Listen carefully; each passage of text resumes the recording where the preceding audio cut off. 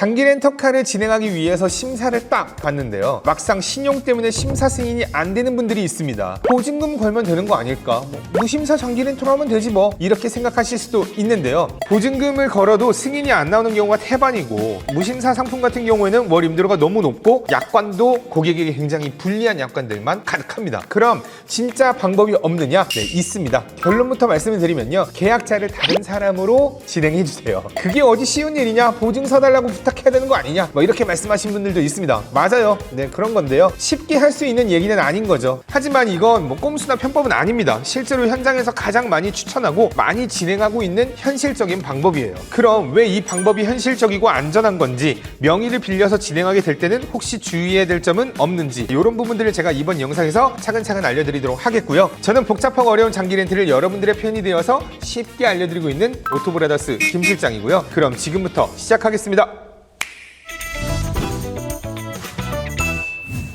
그럼 왜 이 방법이 현실적이고 안전한지부터 하나씩 짚어보도록 할게요. 첫 번째는요, 렌트사는 누가 돈을 내느냐를 가장 중요하게 생각합니다. 장기 렌트 회사는 차를 누가 타느냐보단 매달 렌트료를 꼬박꼬박 낼 수 있는 계약자의 신용을 가장 중요하게 보고요. 운전하는 사람은 신용을 보지 않아요. 두 번째, 직계가족이나 배우자라면 추가 운전자를 등록하지 않고도 운전이 가능합니다. 이건 고객들이 가장 많이 활용하고 있는 방법이고요. 배우자, 부모님, 자녀까지는 기본적으로 보험상 자동 포함되기 때문에 별도로 추가 운전자를 등록하지 않아도 운전할 수 있고요. 추가 비용도 전혀 발생되지 않습니다. 그래서 가족 명의로 계약을 하고 내가 타는 게 법적으로도 보험적으로도 그리고 비용 측면에서도 가장 안전하고 효율적인 구조인 겁니다. 세 번째, 신용이 애매하면요, 렌트사를 선택할 수 있는 폭이 확 줄어듭니다. 앞서 비용 측면에서 효율적이라고 했는데요, 렌트사가 한 15곳 정도를 저희가 비교를 하고 있는데, 신용이 애매한 분들은 그 중에 몇 군데만 심사가 가능하고 나머지는 바로 그냥 거절이에요. 예를 들어서요,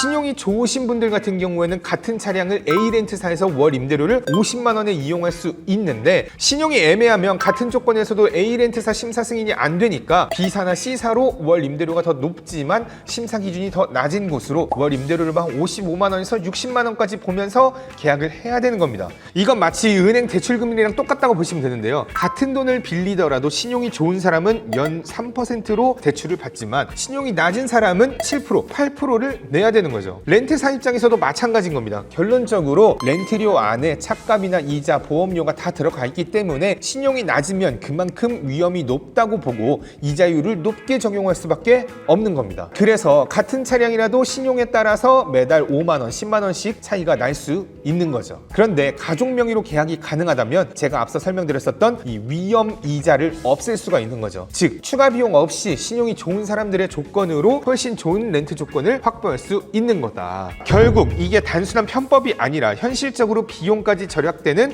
합리적인 방법인 거죠. 자, 여기까지 들으면 그럼 신용 좋은 가족들에게 부탁해서 계약하면 되겠네 라고 생각하실 수 있겠죠. 맞습니다. 가능해요. 하지만 가족 명의로 진행할 때에는 몇 가지 꼭 주의해야 될 점이 있습니다. 지금부터 집중해서 들으셔야 돼요. 첫째, 계약서상 책임은 모두 계약자에게 있습니다. 렌트료가 미납이 되거나 사고가 나거나 위약금 같은 부분들은 법적으로 모두 계약자에게 청구가 되는 거죠. 그래서 계약자에게는 반드시 렌트료 납부와 관련된 거, 차량을 사용했을 때 이러한 부분들이 문제가 있을 수 있다는 부분들을 명확하게 얘기하고 동의를 받아주셔야 되는 거죠. 본인 인증부터 시작해가지고 전자약정 그리고 차량을 인도받는 절차까지 모두 다 계약자가 다 진행을 해야 됩니다. 동의를 해주셔야 돼요. 차 잘 받았어요. 네, 저 동의할게요. 이런 것들 다 해야 되는 거죠. 두 번째, 계약자의 신용점수뿐만이 아니라요, 소득증빙도 굉장히 중요합니다. 요즘은 신용점수를 카카오나 토스에서 쉽게 확인하실 수 있는데요, 900점대면 너무 좋고요, 800점 이상만 돼도 소득증빙 따로 없이 계약이 가능한 곳들이 많이 있습니다. 근데 살짝 애매하다 싶으면요,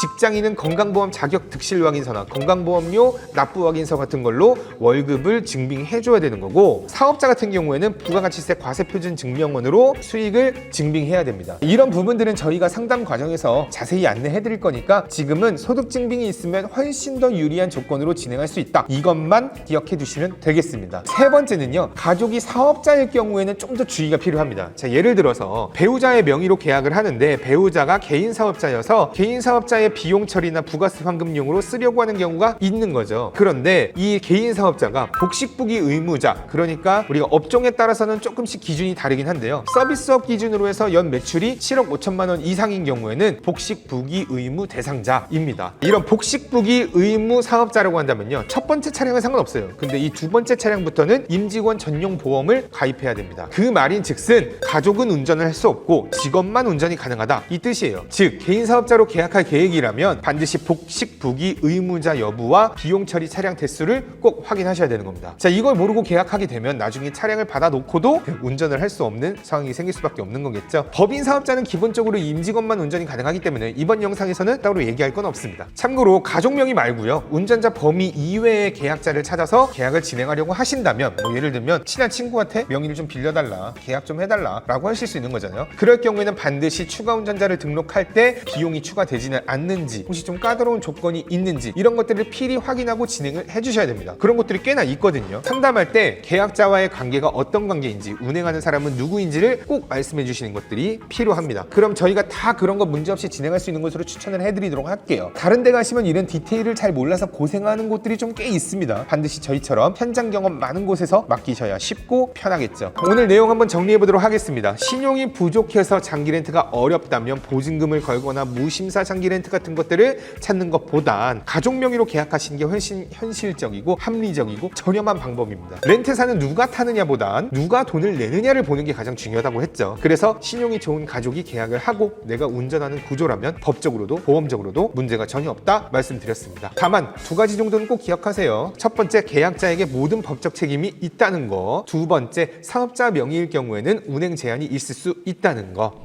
자, 이건 법을 악용하거나 꼼수를 쓰는 게 아니라 현실적으로 가장 안전하고 효율적인 선택인 겁니다. 신용이 부족하다고 해서 조건이 안 좋은 곳으로 계약하면 결국에 돈 몇백 더 쓰게 되는 결과가 이어지는 거니까, 중요한 건 내 상황에 맞는 방법을 정확하게 알고 믿을 수 있는 곳과 함께 진행하는 것.